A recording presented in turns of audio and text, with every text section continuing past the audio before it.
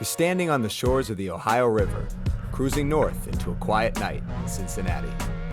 The construction of this Civil War relic symbolized the dawn of a new age for the United States, bridging the geographic and social divides of the Confederate South and the Northern Union. By the turn of the 20th century, the Queen City of Cincinnati had become the matriarch of Western design, inspiring world-famous imitations from the Empire State Building to the Brooklyn Bridge.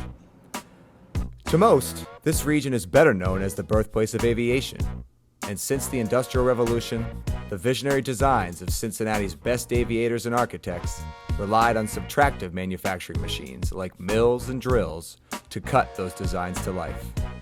But today, at the world's #1 manufacturer of aircraft engines, three-dimensional design tools have exposed the limits of those 20th century manufacturing marvels. So what's being done to bridge the gap? In an ironic twist, it's here, in the fossilized outskirts of Cincinnati, where GE Aviation is printing a revised edition of its manufacturing rulebook. We call it additive manufacturing, a 3D printing technology that allows parts, once thought impossible, to be grown from the ground up. I think what additive gives us is a whole different degree of freedom on how we think about component design. We no longer have to understand what the limitations of machining are and what the cost of those limitations are. So now we've taken many of those processes and been able to kind of blow them out with additive. That gives the designer a whole different palette of colors to paint with, and truly on a whole new canvas. Since 2003, GE Aviation has tested engine components manufactured by an additive process called direct metal laser melting, where the guts of a solid metal part are grown from the ground up by a precision 200-watt laser. Those lasers melt together individually designed and ultra-thin layers of powdered metal until the part is fully grown.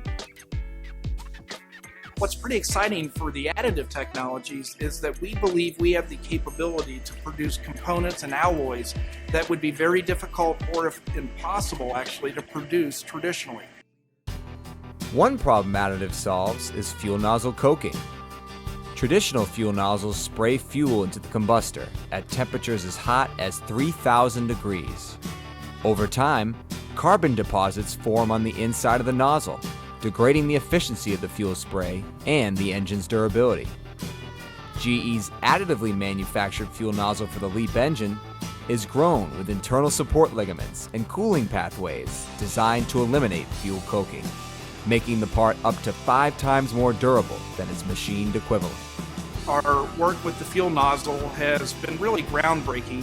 If we can take a component, redesign it, even if it's non-traditional in its appearance, that potentially could allow us to save tremendous amounts of weight across multiple components on an aircraft engine.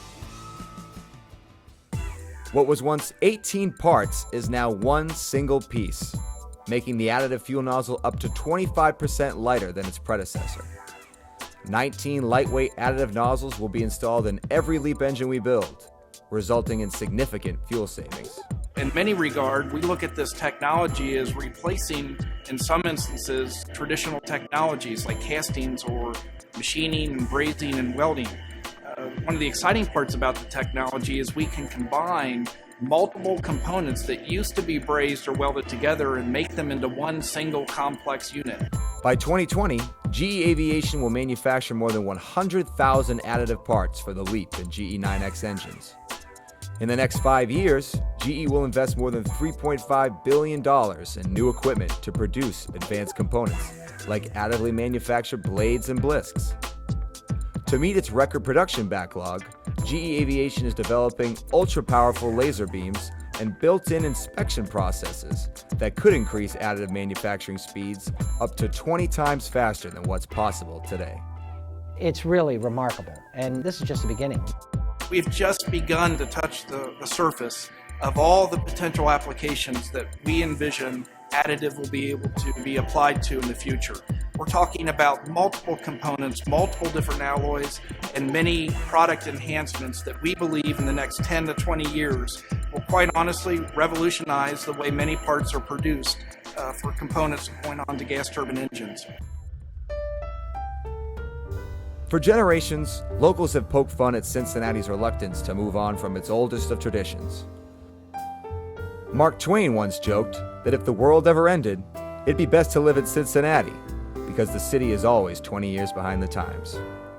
But when it comes to engineering and aviation, Cincinnati has always been on the cutting edge. And it's funny that today, GE Aviation's newest cutting-edge technology requires no cutting at all.